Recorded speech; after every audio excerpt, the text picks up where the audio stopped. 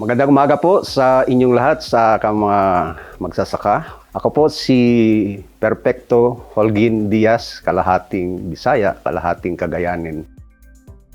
Sinimulan po namin itong bukid noong 1996. Ang Dos por Dos Integrated Farm ay tinawag na Dos por Dos dahil sa isang paniniwala ng isang magsasaka na ang 2 and 4 are very strong numbers. And we believe that farmers are strong. Ang slogan is nasa puso ang bukid, nasa bukid ang puso.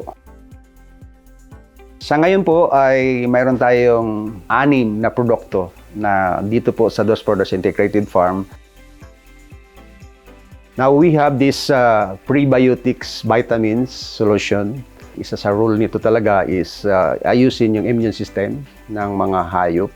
Tapos mayroon din po tayo yung foliar plant food solution din. Itong foliar plant food solution, sir, ay marami na siyang narating at marami ng performance na napatunayan ng mga magsasaka. Pangatlo po itong stomach problem solution. Dati po ito siya yung dewormer, pinapainom, hinahalo sa tubig, pwede rin ihalo sa feeds. Pagkatapos po mayroon tayong weed suppressant solution, bago lang ito. Sa paniniwala talaga namin na kailangan mas suppress yung growth ng weeds or ma-inhibit yung weeds during production process. Yung panglima po namin na is yung microbial infection solution. Ito po ay ginagamit namin sa mga halaman namin na infected ng fungi at tinatry din namin sa mga halaman na infected ng bacteria. And yung pang-anim po ay yung pest infestation solution. Ginagamit namin ito sa mga infestation ng mga insect pests sa mga halaman.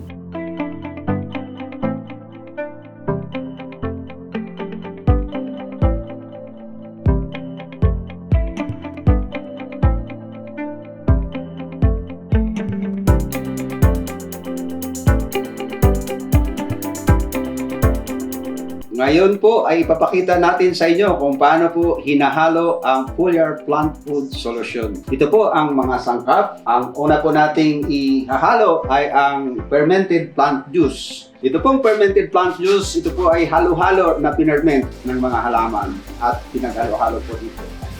Ang susunod po na sangkap na ating ihahalo ay ang fish juice. Ito po ay nagmula sa mga fresh na isda na ipinerment po natin sa loob ng 3 buwan bago po natin siya pinamit. Ang susunod po na ihahalo ni Toto Grade ay ang wood vinegar.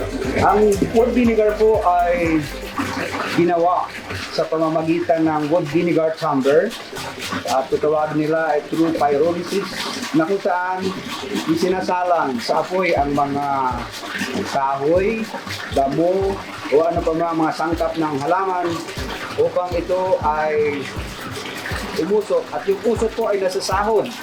Yung usok po na yon ay nagiging liquid.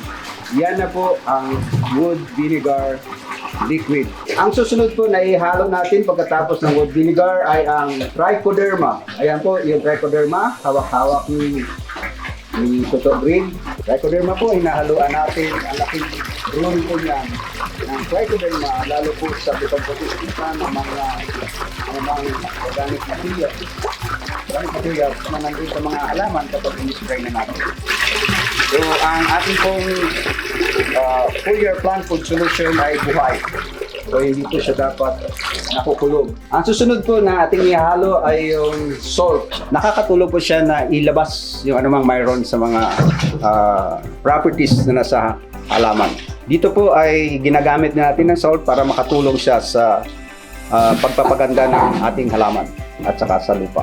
Haluin po natin yan. Ito po ay pwede nang ilagay sa ating mga container tulad ng bote, galon, or iba containers. Depende po sa pangailangan ng mga magsasaka.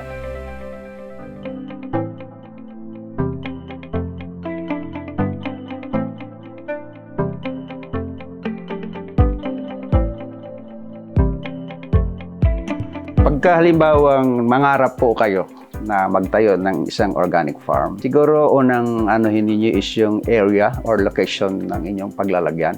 And then, sa mga, kung kulang pa ang kaalaman, pumunta sa mga organic practitioners, makipagkwentuhan. And this is where the government programs comes in. Yan, yung mga training sa organic, attend sila. Forum sa organic, attend muna kayo. Kasi huwag muna bigla. Ito mga kinukwento ko sa experience namin, mas marami pang iba na nag-experience din sa organic. So, ang laki ng future ng organic talaga kung nagtutulong-tulong. Sa vision namin, sir, nung una is, maging training ground siya sa manpower development or sa human resource development, especially yung skills, sa attitude, lalo sa mga farmer, na ma-develop sila. Then one of the din doon is sana maging one of the premier tourism destination. Pero sabi ko nga kung maging one siya sa mga pupuntahan, dapat may dahilan. Bakit sila pupunta sa Dos por Dos Integrated Farm? Isa lang nakita naming reason, sir. Kasi yung farm na yan, organic farm. Dos por Dos is our home.